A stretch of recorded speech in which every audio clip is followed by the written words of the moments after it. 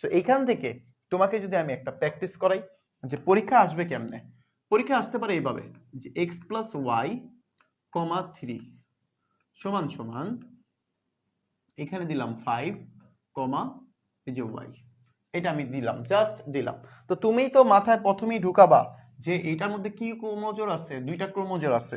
আমি তোমাকে এখান থেকে কোশ্চেন করতে বলতে পারি যে এক্স এর মান কত, এক্স এর মান কত আর ওয়াই এর মান কত, এক্স এর মান কত ওয়াই এর মান কত।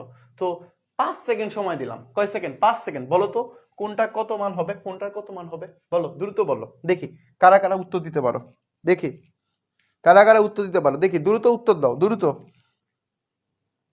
ওকে, সো আমি একটু বলে রাখি এখানে প্রথম উপাদান কয়টা, প্রথম উপাদান কি আছে x plus y is equal to কত হবে, এখানে প্রথম উপাদান কত আছে 5। ওকে, এটা একটা হলো। এখানে 3 এবং এখানেও পাই, তাহলে y ইজ ইকুয়াল টু 3 বলতে পারি।